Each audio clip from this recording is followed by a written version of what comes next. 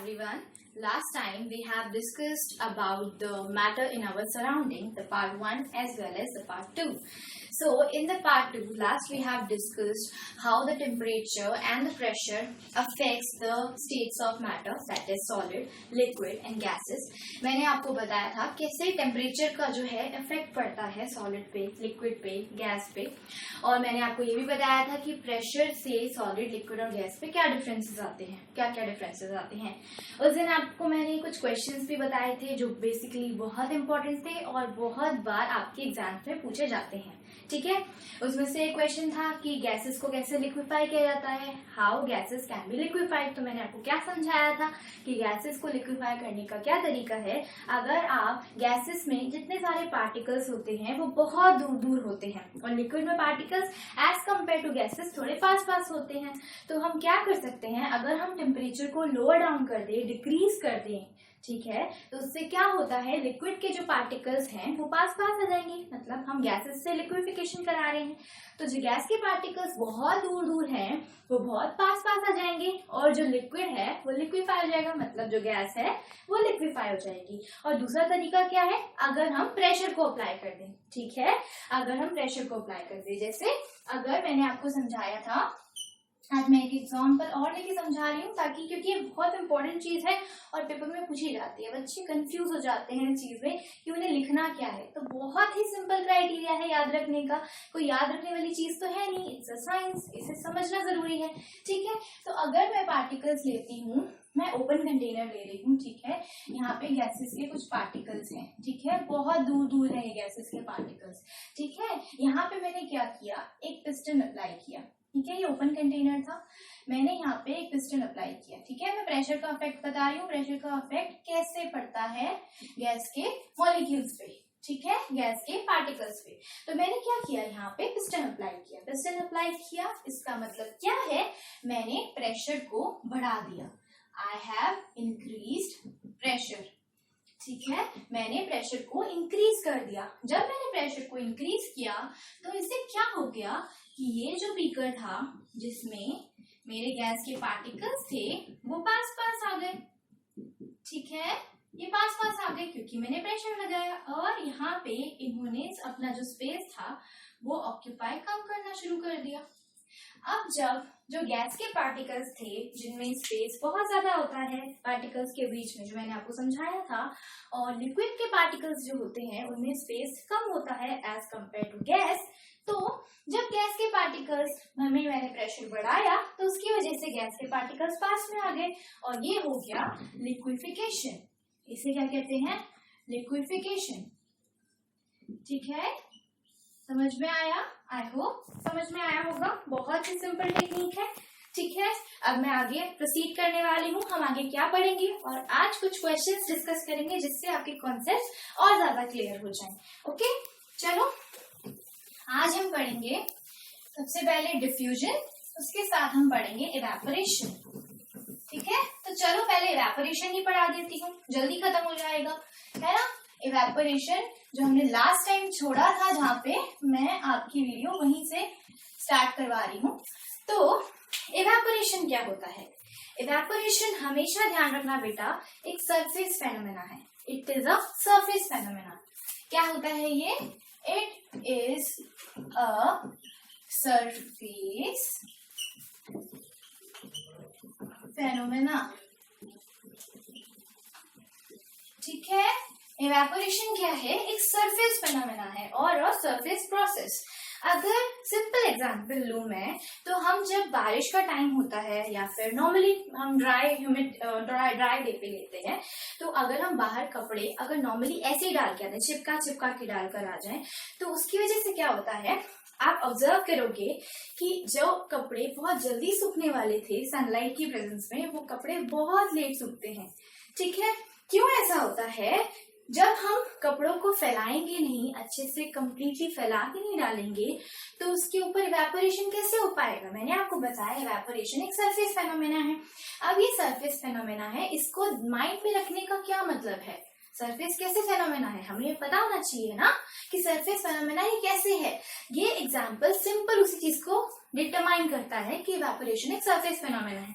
जब भी हम कपड़े फैला के डालते हैं तो जो सनलाइट होती है वो सरफेस के पार्टिकल्स, जो पार्टिकल सरफेस पे होते हैं, वाटर वेपर्स जो होते हैं, वो वाटर जो है वो कंप्लीट एयर में चले जाते हैं, बहुत फास्टर चले जाते हैं, क्योंकि इवेपोरेशन सरफेस से होने लग जाता है।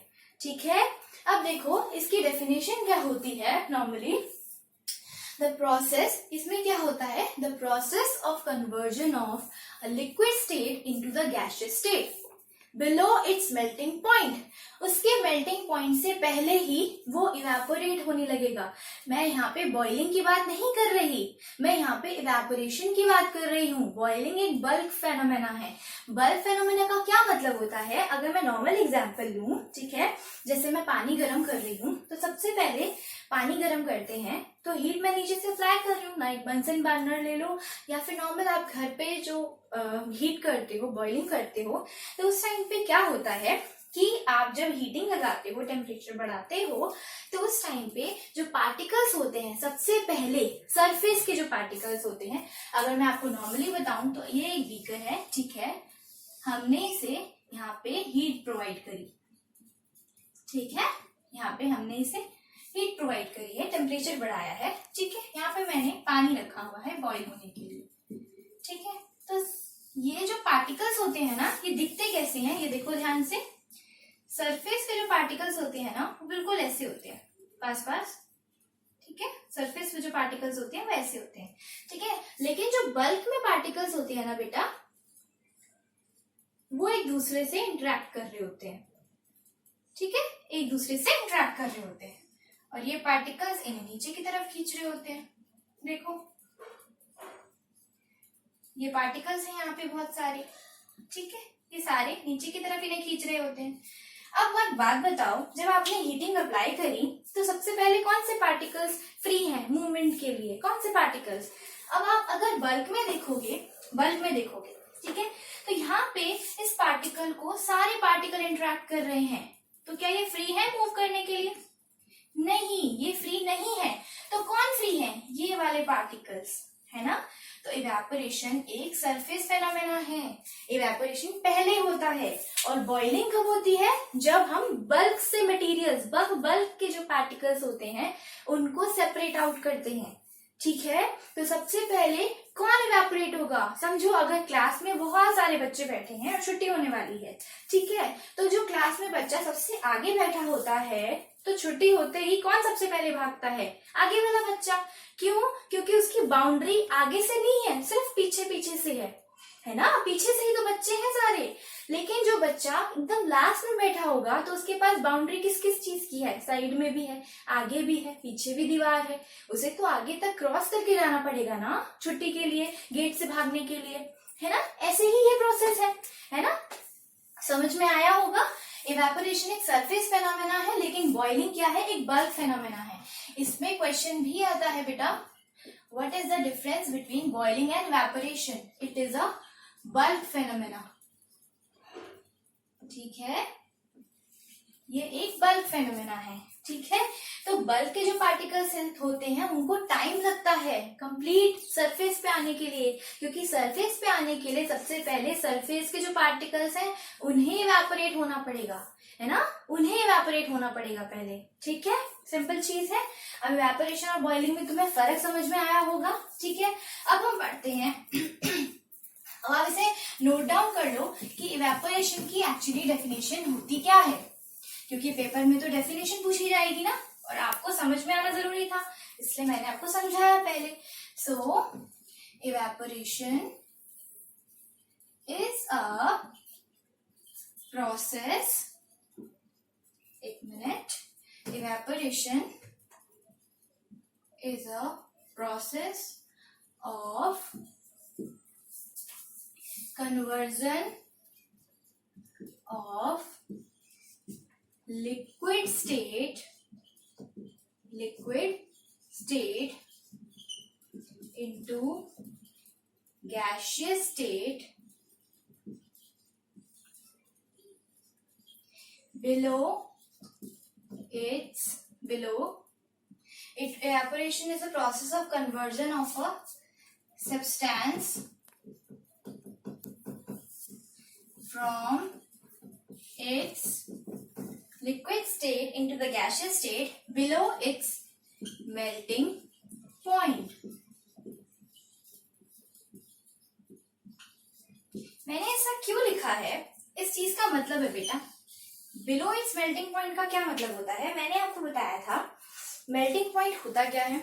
मेल्टिंग पॉइंट क्या होता है, whenever a liquid state is converting into the gaseous state, this temperature, the temperature at which solid state is converted into the liquid state, that is actually the melting point.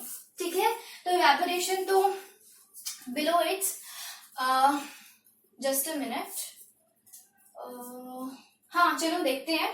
तो evaporation क्या है, it is a process of conversion of a substance. तो अगर कोई substance liquid state से vapour state में जा रहा है, ठीक है, तो लिक्विड स्टेट से वेपर स्टेट पे जा रहा है, तो बॉइलिंग पॉइंट होना चाहिए था, एक मिनट। तो लिक्विड स्टेट से वेपर स्टेट पे जा रहा है, तो वहां पे जब वो लिक्विड स्टेट से वेपर स्टेट में जाएगा तो लिक्विड के जो पार्टिकल्स हैं वो बहुत ज्यादा कंबाइंड है, ठीक है, और मैं चाहती हूँ सिर्फ इवेपोरेशन हो। अगर इवेपोरेशन से ज्यादा मतलब सरफेस के पार्टिकल से ज्यादा पार्टिकल्स ऊपर आ जाएंगे, वेपर्स में कन्वर्ट हो जाएंगे सारे के सारे पार्टिकल्स, तो सिर्फ वो इवेपोरेशन थोड़ी ना रह जाएगा, फिर वो इवेपोरेशन नहीं रह जाएगा बेटा, वो तो कंप्लीट बॉइलिंग हो जाएगी ना, वो तो कंप्लीट इवेपोरेट हो जाएगा। कंप्लीट इवेपोरेशन, इवेपोरेशन का क्या मतलब है, हम सिर्फ सरफेस की लेयर को हटाना चाहते हैं, धीरे धीरे कंप्लीट लेयर हट जाएगी, जब पूरा पानी बॉइल हो जाएगा तो वो बॉइलिंग कहलाएगा, ठीक है। इसका मतलब कोई भी सब्सटेंस, उसका बॉइलिंग पॉइंट क्या होगा, जब वो वेपर्स में कन्वर्ट होना स्टार्ट हो जाएगा, ठीक है, कंप्लीट वेपराइजेशन होने वाला है उसका, ठीक है। लेकिन मैं क्या चाहती हूँ, सिर्फ इवेपोरेशन कराना चाहती हूँ, तो इवेपोरेशन मतलब सरफेस के पार्टिकल्स को ऊपर हटा देना, ठीक है, वेपर्स में कन्वर्ट कर देना। लेकिन अभी बल्क में पार्टिकल्स हैं जो वाटर स्टेट में ही है, लिक्विड स्टेट में ही है, वो वेपर्स में अभी कन्वर्ट नहीं हुए हैं। समझ में आया बेटा, सिंपल सी चीज है। मतलब क्या है कि बॉइलिंग पॉइंट से बिलो का मतलब है कि जब हमारे कोई भी सब्सटेंस बॉइलिंग पॉइंट का मतलब है वो बॉइल करना स्टार्ट करता है, तो उस चीज को हम बॉइलिंग पॉइंट कहते हैं उस सब्सटेंस का। लेकिन हमारा जो प्रोसेस है वो इवेपोरेशन है, वो बॉइलिंग नहीं है। बॉइलिंग मतलब बल्क की प्रॉपर्टीज चेंज हो जाना, कंप्लीट बल्क के पार्टिकल्स का कंप्लीट इवेपोरेशन मतलब कंप्लीट वाटर वेपर में कन्वर्ट हो जाना। लेकिन we want only the surface phenomena to occur, that is why we called it as a evaporation. समझ में आया बेटा, सिंपल सी चीज है, ठीक है। अगर मैं पानी को बॉईल करती हूँ और पानी के सिर्फ ऊपर के पार्टिकल्स को इवेपोरेट करती हूँ, सिर्फ ऊपर के पार्टिकल्स, सिर्फ ऊपर जो सरफेस पे पार्टिकल्स हैं वही वाटर वेपर में कन्वर्ट होते हैं, तो वो क्या है, इवेपोरेशन। लेकिन अगर कंप्लीट जो बल्क के पार्टिकल्स हैं वही बॉईल होना स्टार्ट हो जाते हैं, जब पानी कंप्लीट बॉइलिंग टेम्परेचर पे आ जाता है तो वो बॉइलिंग कहलाती है, इवेपोरेशन नहीं। आई होप मैं आपको क्लियर कर पाई हूँ, इजी सा कंसेप्ट है, ठीक है। अब हम देखते हैं, आप नोट डाउन कर लो बेटा, डेफिनेशन नोट डाउन कर लो, आगे बढ़ते हैं, ठीक है। चलो मैं इरेज कर रही हूं। अब क्या है, what are the factors affecting evaporation. कौन से ऐसे फैक्टर्स हैं जो इवेपोरेशन को अफेक्ट करते हैं। Factor affecting evaporation।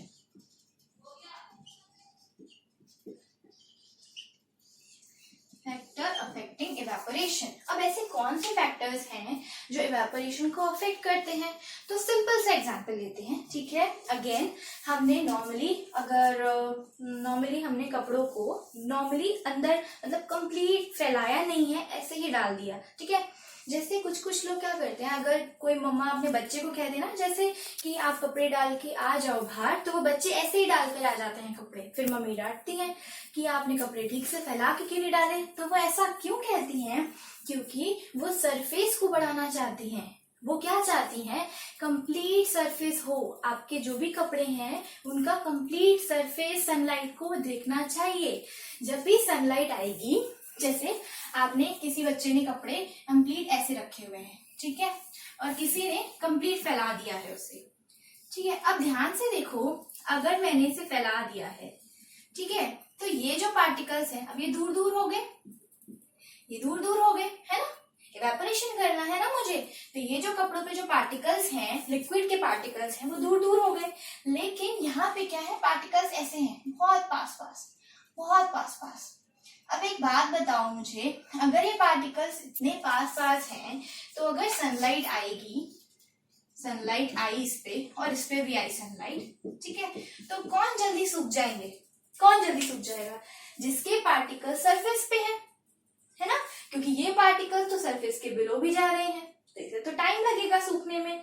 लेकिन इसके जो पार्टिकल्स हैं वो कंप्लीट ऐसे सरफेस पे हैं, सरफेस पे ऐसे, है ना, इसके पार्टिकल्स बहुत ज्यादा कंबाइंड हो रखे हैं, पास पास है, ठीक है, तो इस वजह से इसे सूखने में टाइम लगेगा और ये बहुत जल्दी सूख हो जाएगा। It is dried up very soon, मतलब बहुत जल्दी हो जाएगा, ठीक है, बहुत जल्दी हो जाएगा। लेकिन इसे डिले लगेगा, इसे टाइम लगेगा सूखने में। क्यों?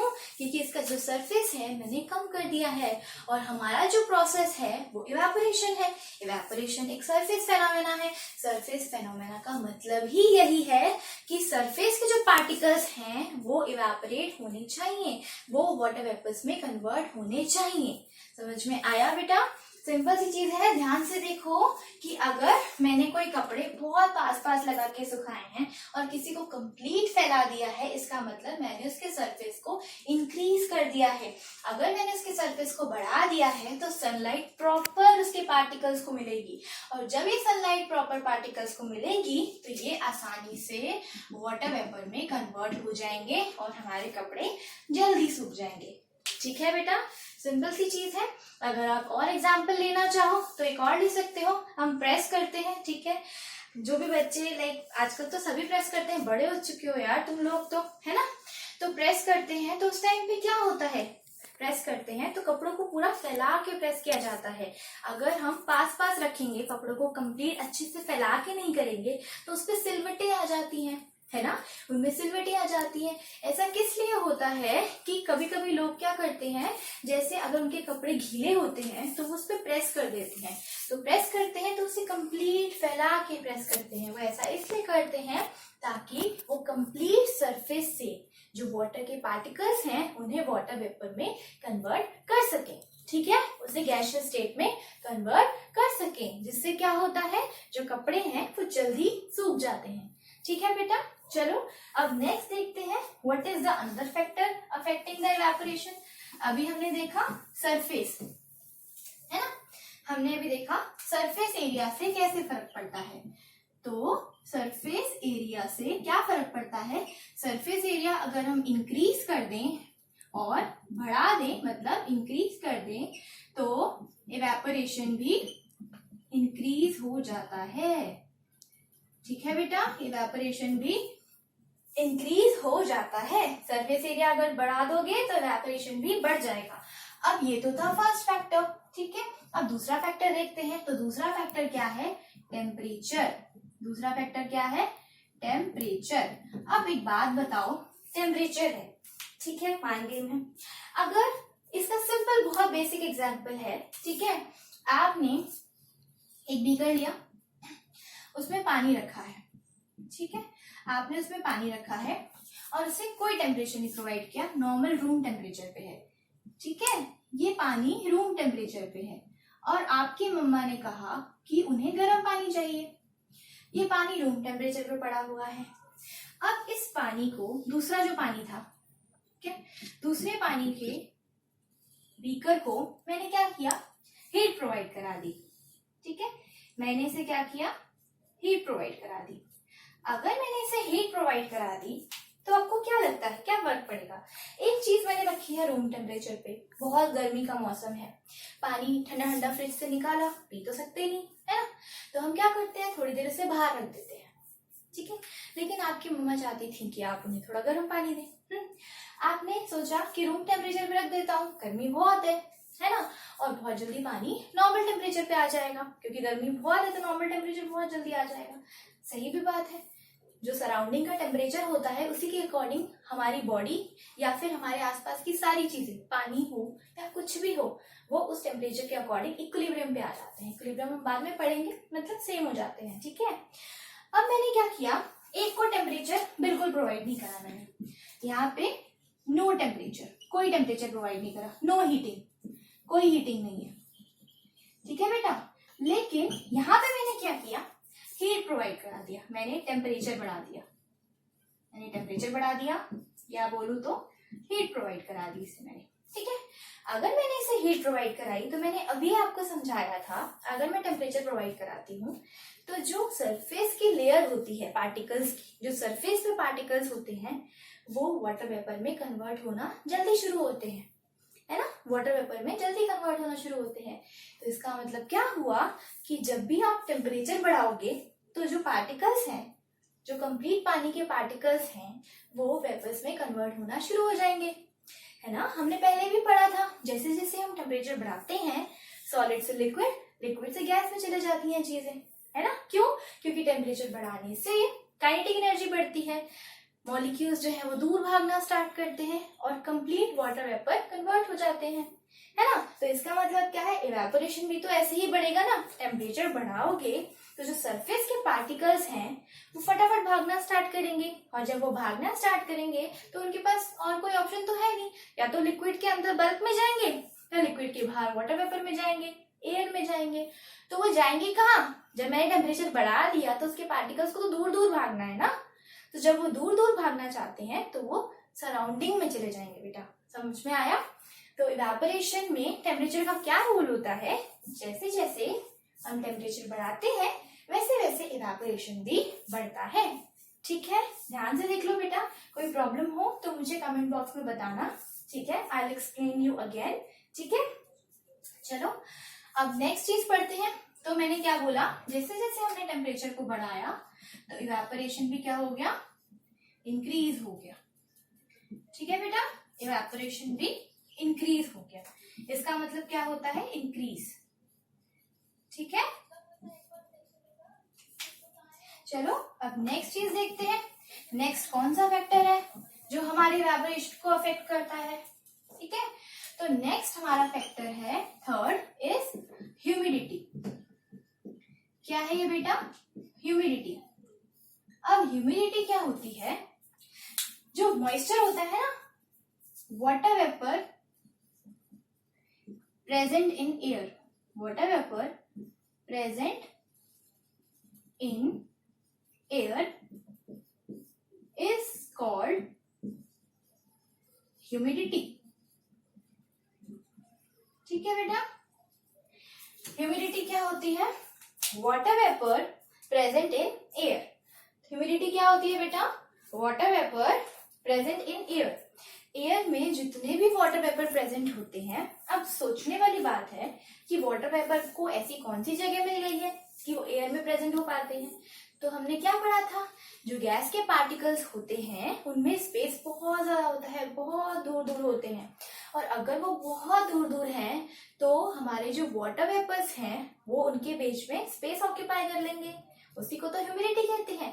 ठीक है, तो अब ह्यूमिडिटी का क्या फर्क पड़ता है इवेपोरेशन पे। अगर सोचो हवा चल रही है, ठीक है, बहुत ह्यूमिड टेम्परेचर है। ह्यूमिड टेम्परेचर का क्या मतलब है, अभी मैंने समझाया कि एयर में मॉइस्चर है, नमी है, वाटर वेपर्स हैं। ठीक है, और अगर एयर में नमी होगी, मॉइस्चर होगा, तो क्या कपड़े जल्दी सूख जाते हैं। ऑब्जर्व किया है कभी, अगर बहुत ही ह्यूमिड मौसम है तो आपको बहुत गर्मी लगती है, बहुत चिपचिपापन महसूस होता है, बहुत गंदा फील होता है ना, होता है ना ऐसा, क्योंकि ह्यूमिड एटमॉस्फेयर में क्या होता है, कंप्लीट एयर में वाटर के मॉलिक्यूल्स होते हैं। अब सोचो आपके जो कपड़े सूख रहे हैं उनमें भी वाटर के मॉलिक्यूल्स हैं, और जहां पे आपने उसे रखा है, मतलब जो बाहर आपने रखा है, आपके टेम्परेचर में भी वाटर मॉलिक्यूल्स हैं। अगर दोनों में वाटर मॉलिक्यूल्स हैं तो कैसे वो वाटर वेपर्स में फटाफट कन्वर्ट होंगे, ऑलरेडी तो एयर में वाटर वेपर्स ने अपना स्पेस ऑक्यूपाई कर रखा है। ऑलरेडी एयर जो है, जो गैसेस के पार्टिकल्स हैं, उन सब में वाटर वेपर्स हैं। और मैं भी चाहती हूँ कि मेरे जो वाटर है कंप्लीट, जो मेरे कपड़ों में वाटर है लिक्विड स्टेट पे है, वो वाटर वेपर में कन्वर्ट हो जाए। अब सोचो कि एक मूवी देखने के लिए, एक पिक्चर देखने जानी है, मूवी देखने जाना है, तो हॉल कंप्लीटली बुक्ड है ना, कंप्लीटली बुक्ड है हॉल। तो क्या किसी और को परमिशन मिलती है? जब सीट्स ही अवेलेबल नहीं है तो क्या किसी और को परमिशन मिल सकती है एंट्री देने की? नहीं, नो चांस। ऐसा ही तो वाटर मॉलिक्यूल्स के साथ है। अगर एयर में कंप्लीट वाटर वेपर्स हैं, बहुत ह्यूमिड रीजन है, तो आपके जो वाटर है कंप्लीट, जो आपके कपड़े हैं जिसमें वाटर के मॉलिक्यूल्स हैं, तो वो वाटर वेपर्स में कैसे कन्वर्ट होंगे? उन्हें तो स्पेस चाहिए होगा ना एयर में, कि भाई मुझे भी स्पेस दो, मुझे भी आना है। लेकिन एयर क्या करेगी? मेरे पास ऑलरेडी वाटर के बहुत सारे मॉलिक्यूल्स हैं वाटर वेपर्स की स्टेट में, गैसियस फॉर्म में, है ना। तो वो क्या करेगी? मैं और नहीं ले सकती। जैसे कि एक हॉल में कंप्लीट बुकिंग हो चुकी है तो एक और एक्स्ट्रा पोजीशन किसी को नहीं मिल सकती, वैसे ही एयर में जो पार्टिकल्स हैं उसके बीच में बहुत सारे वाटर वेपर्स हैं, बहुत ह्यूमिडिटी है, बहुत ज्यादा मॉइस्चर है। तो इसकी वजह से कंप्लीट क्या होगा? कंप्लीट इवेपोरेशन नहीं हो पाएगा। क्योंकि इवेपोरेशन से मुझे क्या चाहिए? इवेपोरेशन का क्या मतलब है कि वाटर मॉलिक्यूल्स जो है उसको वेपराइज करना है। ठीक है, समझ में आ गया होगा? ओके, तो क्या हुआ? अगर ह्यूमिडिटी बढ़ेगी, अगर ह्यूमिडिटी को मैंने बढ़ाया तो इवेपोरेशन डिक्रीज हो जाएगा। क्या हो जाएगा? इवेपोरेशन डिक्रीज हो जाएगा। ठीक है, क्या कहते हैं इसे? डिक्रीज हो जाएगा। ठीक है बेटा, समझ में आया होगा आई होप आपको। बहुत ही इजी कंसेप्ट है, इवेपोरेशन डिक्रीज हो जाएगा। ठीक है, अब लास्ट फैक्टर पढ़ते हैं, फोर्थ, जो क्या है? विंड है। क्या है? विंड है। अब सोचो, हवा बहुत तेज चल रही है, ठीक है, सनलाइट नहीं है, हमें कोई मतलब नहीं है। हम देख रहे हैं हवा बहुत तेज चल रही है, आंधी बहुत तेज चल रही है। तो अगर बहुत तेज हवा चलती है, बहुत ही विंडी रीजन है, तो उसमें आपके कपड़े जो होते हैं, जो आप सुखा रहे होते हो, तो वो बहुत जल्दी सूख जाते हैं। अब ऐसा क्यों होता है? क्योंकि जैसे जैसे एयर घूम रही है, बहुत तेज से फ्लो हो रहा है एयर का एक पोजीशन से दूसरी पोजीशन पे, तो इसकी वजह से क्या होगा? जो वाटर के मॉलिक्यूल्स हैं वो बहुत जल्दी इवेपोरेट होंगे, है ना। वाटर के जो मॉलिक्यूल्स हैं जो सरफेस पे हैं, उसे विंड लेके भाग जाएगी। अब जब विंड उसे लेकर भाग जाएगी तो इवेपोरेशन क्या हो जाएगा? बहुत फास्टर हो जाएगा। आई होप मैं समझा पाई हूँ। बहुत इजी सा कंसेप्ट है बेटा। अगर कभी बहुत तेज हवा चला रही हूँ तो बहुत तेज ठंडी ठंडी कूलिंग हवा आती है ना, बहुत मजा आता है ना। तेज पंखा चल रहा होता है तो बड़ा मजा आता है, लेकिन अगर उसी पंखे को, उसी फैन को स्लो डाउन कर दो तो क्या मजा आता है? नो, बिल्कुल मजा नहीं आएगा। सूख ही नहीं पाते हो आप कंप्लीट, आपको पसीना आ रहा है, अचानक से लाइट चली गई, है ना। तो लेकिन विंडी रीजन क्या हो गया? आपने फैन फटाफट ऑन कर दिया। जैसे ही आपने फैन ऑन कर दिया तो जो आपकी सरफेस पे, आपकी जो स्किन है उसके सरफेस पे जो स्वेटिंग थी वो कंप्लीट वाटर वेपर्स में कन्वर्ट होना स्टार्ट कर देती है ना। तो ये चीज आपके आसपास ही तो है, आपके आसपास ही है सारी साइंस। अगर आप देखना चाहो तो इवेपोरेशन आपकी स्किन पे रोज होता रहता है। ठीक है, अब एक और चीज पढ़ते हैं। चलो, विंड इंक्रीज करेंगे, ठीक है, इंक्रीज करेंगे, बढ़ा देंगे, ठीक है, तो क्या होगा? इवेपोरेशन भी बढ़ जाएगा। ठीक है बेटा, इवेपोरेशन भी बढ़ जाएगा, इंक्रीज हो जाएगा। आई होप मैं आपको क्लियर कर पाई हूँ बेटा। आप इसे नोट डाउन कर लो जल्दी से, हम आगे पढ़ते हैं। ओके, चलो अब नेक्स्ट टॉपिक क्या है कि हमने पढ़ा है कि जो इवेपोरेशन होता है ना वो कूलिंग इफेक्ट देता है। क्या करता है इवेपोरेशन? इवेपोरेशन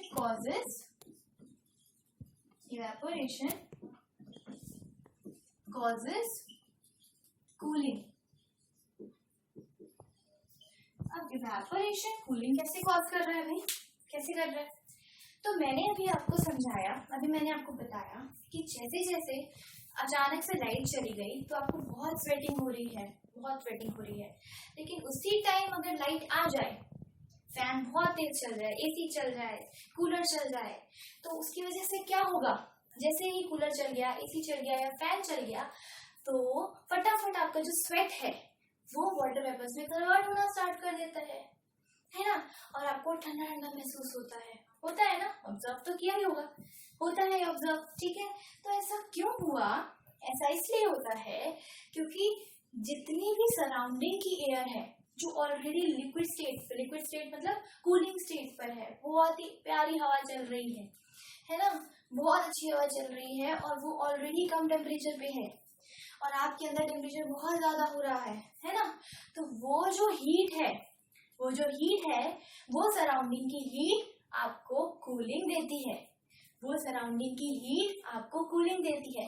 और सिंपल तरीके से समझाऊं तो एयर कूलर है, ठीक है। एयर कूलर काम कैसे करता है, जितनी भी आपकी सराउंडिंग की गर्म हवा होती है, गर्म हवा वो उसे ले जाता है अपने पास और उसे बाहर थ्रो आउट कर देता है। कभी भी एसी के कमरे से बाहर से गुजरे हो आप, कभी किसी के घर में एसी लगा हुआ है तो आप उस एसी के कमरे से बाहर से गुजरे हो, बहुत ही गर्म हवा होती है वहां पे। ऐसा क्यों होता है कि एसी जो है वो कूलिंग इफेक्ट देता है, और वो कूलिंग इफेक्ट किस वजह से देता है, इवेपोरेशन ही तो है वो। आपकी जितनी भी सराउंडिंग की एयर है, जो कंप्लीट मॉइस्चर है, ह्यूमिडिटी है, उसको कम कर देना, ठीक है, कंप्लीट कम कर देना और इवेपोरेशन कर देना। इवेपोरेशन हो जाएगा तो उसकी वजह से कूलिंग इफेक्ट आएगा, क्योंकि जो सराउंडिंग की एयर है, जो हीट है, वो गायब हो गई। समझ में आया बेटा, आपने उसे यूज करके उसे कूलिंग इफेक्ट में कन्वर्ट किया, उसे कूल किया, आपकी बॉडी कूल हुई, क्यों, सराउंडिंग की हीट की वजह से। बात समझ में आई बेटा, बहुत सिंपल सा कंसेप्ट था, ठीक है। चलो अब नेक्स्ट चीज देखते हैं। नेक्स्ट मैंने आपको बोला था क्या पढ़ेंगे हम, डिफ्यूजन। डिफ्यूजन क्या होता है बेटा, ध्यान से पढ़ना, बहुत सिंपल सा टॉपिक है। डिफ्यूजन क्या होता है, जैसे दो पार्टिकल्स जो है, दो सब्सटेंसेस जो है, जब वो मिक्स हो जाते हैं आपस में, ठीक है, तो हम उसे डिफ्यूजन कहते हैं। डिफ्यूजन मतलब एक पार्टिकल लिया, दूसरा पार्टिकल लिया, एक सब्सटेंस लिया, दूसरा सब्सटेंस लिया, एक स्टेट पे लिया, एक दूसरे स्टेट पे लिया। समझो, मैंने आपको बताया था उस दिन हमने शुगर सोल्यूशन बनाया था, ठीक है, मैंने ये शुगर सोल्यूशन बनाया है, ठीक है, और मैंने बोला था अगर ये शुगर सोल्यूशन बनाया है मैंने, तो वो बना कैसे, क्योंकि जो लिक्विड होते हैं, लिक्विड, उनके पार्टिकल्स में क्या होता है, लिक्विड के पार्टिकल्स में स्पेस होता है, particles have space between them. अगर पार्टिकल में स्पेस होता है, जो ये शुगर के मॉलिक्यूल्स होते हैं ना, शुगर के जो स्पेस ऑक्यूपाई कर लेते हैं, है ना, उसमें स्पेस ऑक्यूपाई कर लेते हैं, तो इसी को हम क्या कहते हैं, डिफ्यूजन, ठीक है। तो ये हमने पढ़ा डिफ्यूजन इन लिक्विड क्या होता है, ठीक है। सिंपल एग्जांपल था शुगर सोल्यूशन का, जो मैं आपको पहले भी एक्सप्लेन कर चुकी हूँ। अगर किसी ने मेरी पहली वीडियो नहीं देखी है तो आप जाके देखो, उसमें मैंने बहुत सिंपल वे में समझाया है कि कैसे डिफ्यूजन एक्चुअली होता है लिक्विड के अंदर, तो बहुत अच्छे से समझाया है, कंप्लीट समझाया है, उसे जाके देखो। तो उसके बाद क्या है, अगर डिफ्यूजन हम देख रहे हैं तो सॉलिड, लिक्विड और गैस तीनों में ही होना चाहिए ना, होना तो चाहिए, ठीक है।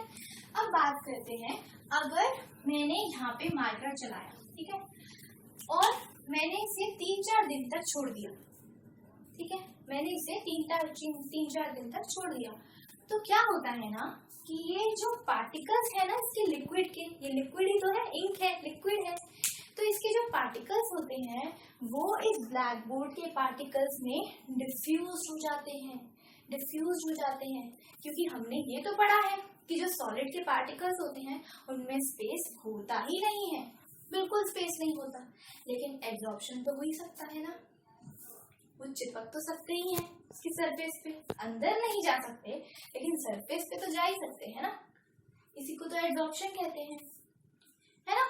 तो वो उसके सरफेस पे बाइंड हो जाते हैं, डिफ्यूज हो जाते हैं। अब देखो, सॉलिड के जो पार्टिकल्स थे वो तो उसे अंदर तो जाने नहीं देंगे, है ना। लेकिन लिक्विड के जो पार्टिकल्स थे उनमें स्पेस था, तो उन्होंने सॉलिड के पार्टिकल्स, जो शुगर था उसके पार्टिकल्स को अंदर जाने दिया, है ना। और अगर अब मैं गैस की बात करूं, एयर की बात करूं, गैस की बात करूं, तो गैस तो बहुत दूर दूर है, बहुत दूर दूर है ना। गैसेस बहुत दूर दूर होती है। तो जो आजकल आप मास्क लगाते हो बाहर, मास्क लगा के हर कोई जाता है ना, कोरोना वायरस का बहुत प्रॉब्लम चल रहा है, तो मास्क लगा के अगर आप जाते हो बाहर, तो जो मास्क है ना उसमें पार्टिकल्स के स्पेस होता है, उस मास्क है ना उसमें स्पेस होता है, छोटे छोटे छोटे छोटे। तो वो जो स्पेस होता है ना, एयर स्पेस होता है, तो उसके अंदर जो भी गैस के पार्टिकल्स होते हैं, जो भी गंदी गैसेस होती हैं जो आपके अंदर नहीं जानी चाहिए, वो पार्टिकल्स वहां पे एब्जॉर्ब हो जाते हैं। वो गैसेस के जो पार्टिकल्स हैं वो उसमें एब्जॉर्ब हो जाते हैं। समझ में आया बेटा? ये भी एक तरह का एब्जॉर्प्शन है, सिंपल, ठीक है। अब गैसेस की हम बात करें तो गैसेस में तो बहुत सारा स्पेस है, और अगर मैं गैसेस में के अंदर लिक्विड डालना चाहूँ या फिर मैं इसमें सॉलिड डालना चाहूँ, तो वो तो आराम से डिफ्यूज हो जाएंगे ना, क्योंकि जिनमें इतना ज्यादा स्पेस तो उसमें डिफ्यूजन उतना ही फास्ट है। डिफ्यूजन है क्या? Mixing of to substances. Mixing मतलब जिसमें बहुत ज्यादा स्पेस होगा उसमें ज्यादा मिक्सिंग हो जाएगी, जिसमें थोड़ा सा स्पेस होगा उसमें थोड़ी मिक्सिंग हो जाएगी। तो एक क्वेश्चन है आपके लिए कि रेट ऑफ डिफ्यूजन किसमें सबसे फास्टर होता है। अभी मैंने आपको समझाया, तो मुझे बताओ रेट ऑफ डिफ्यूजन का मतलब क्या है? डिफ्यूजन किसमें सबसे फास्टर होता है? तो डिफ्यूजन किसमें सबसे फास्टर होता है? मैंने लिया सॉलिड, लिक्विड और गैस। अब आप बताओ कि इसमें से किसमें फास्टर होता है। वीडियो को पॉज करो, खुद ट्राई करो, और अब मैं एक्सप्लेन करने वाली हूँ कि ऐसा क्यों हो रहा है, जो मैं आपको अभी भी एक्सप्लेन कर चुकी हूँ, फिर भी बता रही हूँ। तो सबसे ज्यादा होता है गैस में, और फिर लिक्विड में, और फिर सॉलिड में। सॉलिड में ऐसा क्यों होता है? तो इसका रीजन क्या है? रीजन ये है कि solids have intermolecular force of attraction between them is very much, and the intermolecular space between the solid is actually the negligible. It doesn't have any space between them. So that is why the diffusion is very slow in this case. Diffusion is very slow. बहुत slow होता है, क्या होता ही नहीं है, बहुत कम होता है।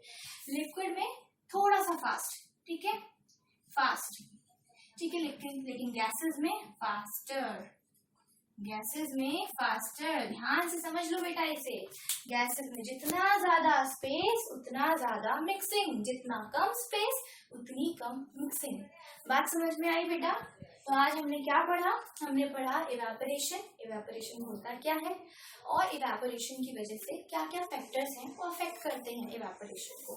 उसके बाद पढ़ा हमने डिफ्यूजन क्या होता है, और डिफ्यूजन सॉलिड, लिक्विड और गैसेस में कैसे कैसे होता है, ठीक है। तो बेटा नेक्स्ट वीडियो में मैं आपके लिए डिफरेंट क्वेश्चंस लाऊंगी, और उस क्वेश्चंस को हम डिस्कस करेंगे और चैप्टर का एंडिंग करेंगे। तो आप अभी तक जितनी भी वीडियोस देख चुके हो उसे ध्यान से देख लेना, ताकि जब मैं क्वेश्चन सेशन लूं तो आपको सब कुछ आता हो, आप समझ पाओ। और अगर जितने भी क्वेश्चंस मैं कराऊंगी उस टाइम, तो वीडियो को पॉज करना है आपको, उसके बाद क्वेश्चन समझने की खुद कोशिश करनी है, ठीक है बेटा। तो आज के लिए इतना ही। थैंक यू सो मच, और please subscribe, like and comment my channel and share as much as possible, because I need your motivation, I need your support. So thank you so much for this video. Thank you.